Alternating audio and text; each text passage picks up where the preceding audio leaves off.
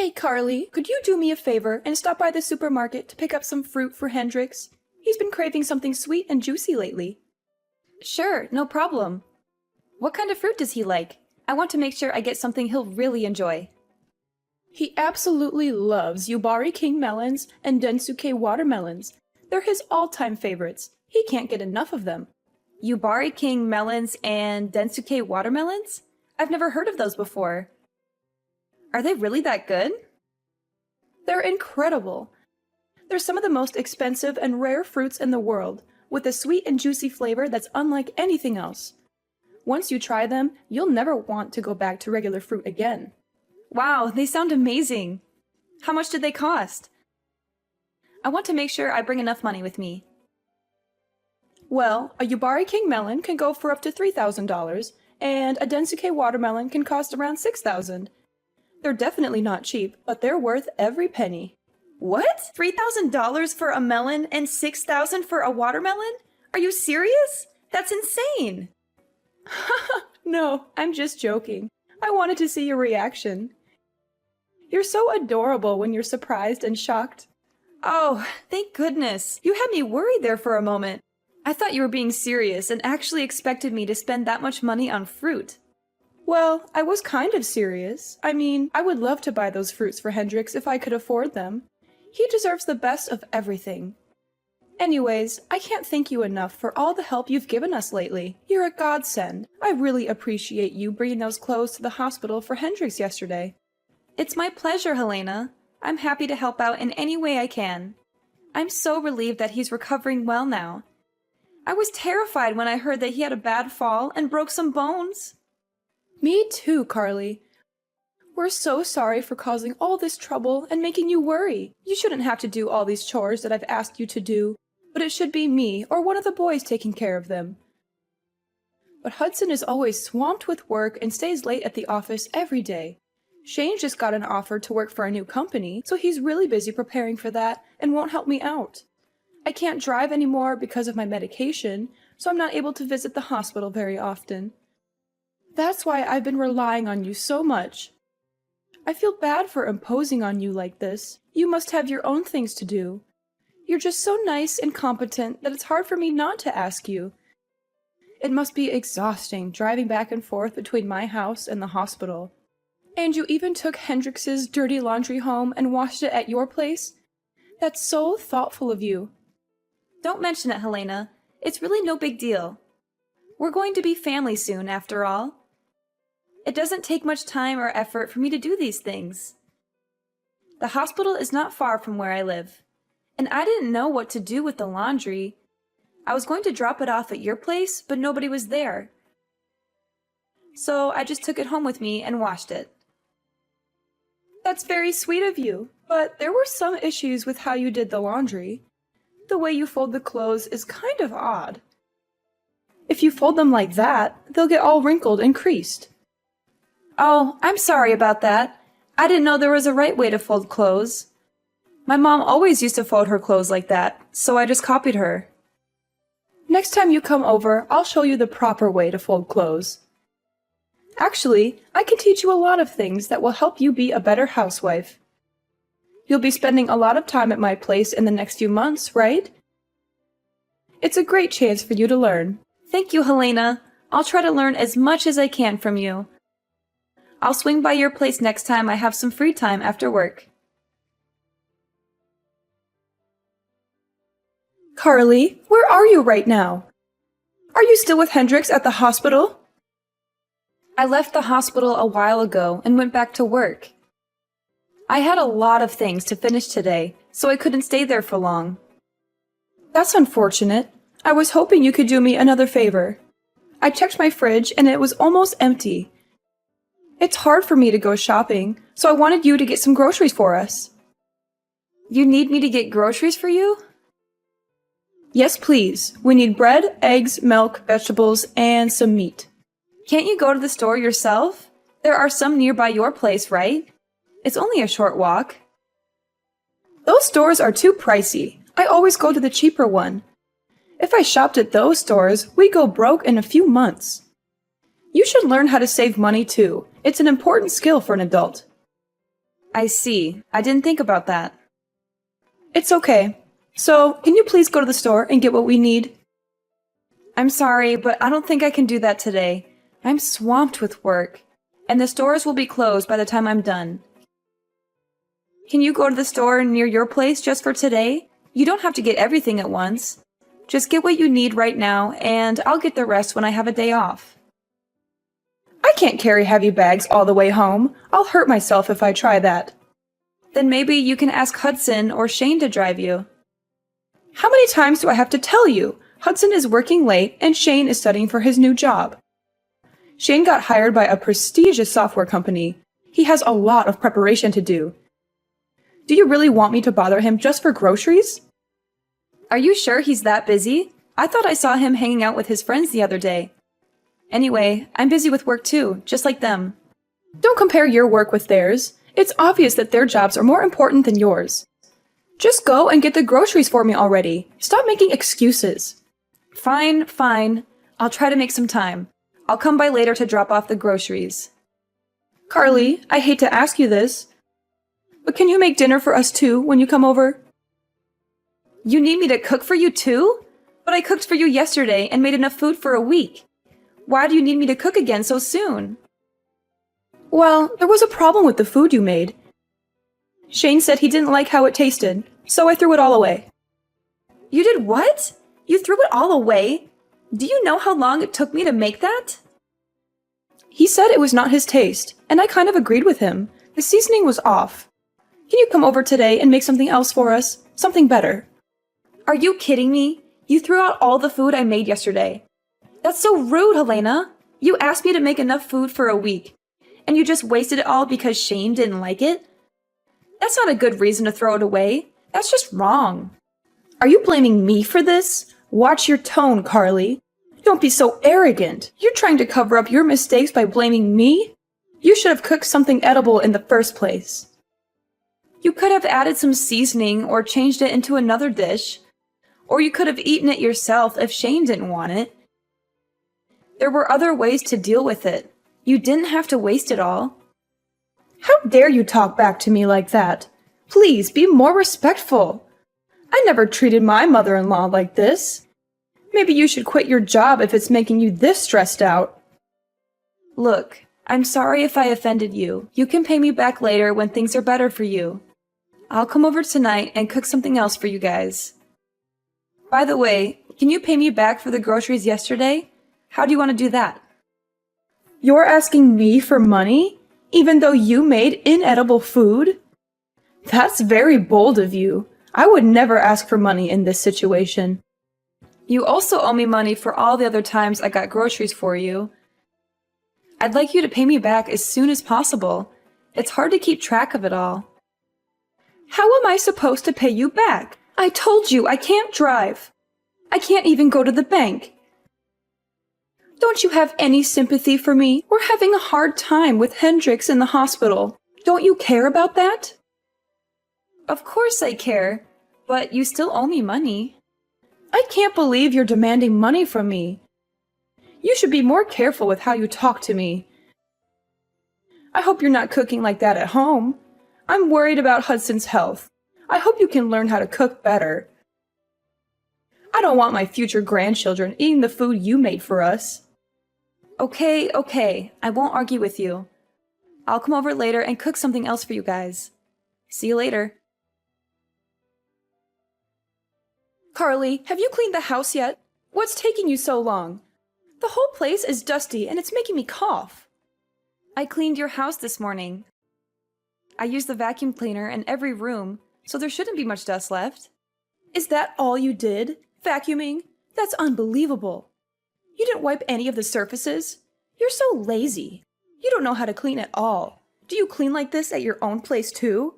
I hope not. I don't want Hudson to get sick because of your poor hygiene. You do realize that I went out of my way to clean your place before work today? I only had half an hour, so I couldn't do a thorough job. I only agreed to clean because you said you hurt your back and needed my help. If you're going to complain about my cleaning, then ask one of your sons to do it instead. I can't come over every morning to clean your place before work. I'm overworked as it is. I have to do the chores at my place too, you know? How can you talk to me like that? Don't you want to help us at all? We're going to be family soon. I don't think I said anything wrong. I have to get back to work now, so I won't check my phone for a while. Bye. There's something I need to tell you. What is it now? I already delivered Hendrix's clothes at the hospital yesterday. Do you need me to go shopping or do some more chores for you? I'm still working, so can you wait a bit? You're using your work as an excuse again. You need to put my needs first. I'm very disappointed in you. I guess we made the right decision. What decision are you referring to? Our family had a meeting and decided that you are not suitable to marry Hudson. We want you to break up with him and end the engagement. Is this for real? Yes, we were all disappointed with you.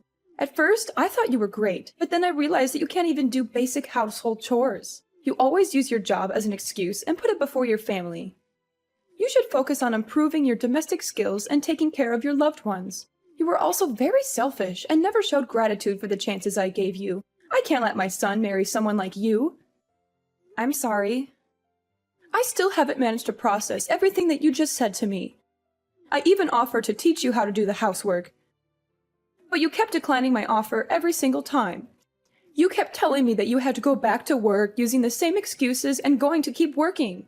I've given up on you completely now.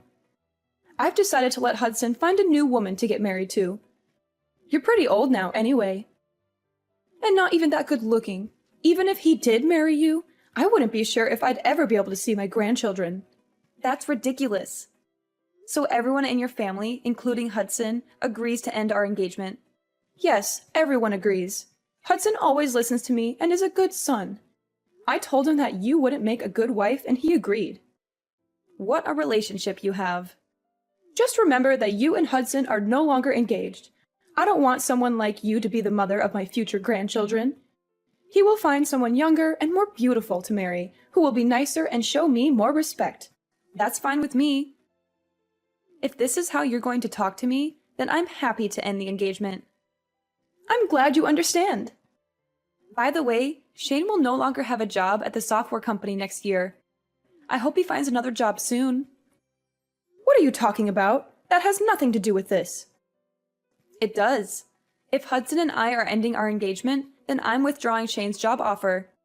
There's no need for me to be kind to your family anymore. I only offered him the job because I wanted to help out. He did not interview very well at all, and I felt bad about offering him the position in the first place. I have absolutely no idea what you're talking about. You don't have the authority to take back Shane's job offer. Have you gone completely crazy? Now that you're no longer engaged. I haven't gone crazy at all. Of course I have the authority to take back a job offer. I run this branch of the company after all. What did you just say? There's no way that you run a software company. Someone like you? I don't believe you one bit. Not the whole company, just this branch. I thought I told you that I manage a small department of a company when we first met. I don't remember you telling me that. It's hard to believe that you're a manager, even if it's just a small office. I interned at the company in college and was hired after graduation. My father worked there and helped open this branch, so I knew many of the higher-ups. I took over this office a few years ago. I can't believe you never mentioned this. Your husband knows about it. He asked me to find Shane a job there. I only offered Shane the position because Hendrix asked me so many times. Hendrix knew about this? Why didn't he tell me? Did you really think Shane got the job offer on his own? His resume is definitely not good enough to work for a company like ours on his own merits. He doesn't have the accolades or grades required to work at this company. As I understand it, he was a legacy student at the university because Hendrix and his father went there and donated money. He barely ever studied and spent his entire time partying. Do you really think someone like that would really get a job offer from a company like mine? Hendrix was worried about him and begged me to offer him a job. I only did it to give him a chance to change his life. So Shane only got the job offer because of you and Hendrix? Yes, and now that I'm not marrying Hudson, I'm going to cancel the offer and find someone more capable. Wait, please don't do that. We were all so happy that Shane got such a great job offer. Don't ruin his future. You know what? I'll let you and Hudson get married. No more calling off your engagement. I'm sorry I even brought that up. Everything's fine now, right? There's no need for you to take back Shane's job offer. No, it's not okay. Not even close. Do you have any idea how you've been treating me these past few weeks?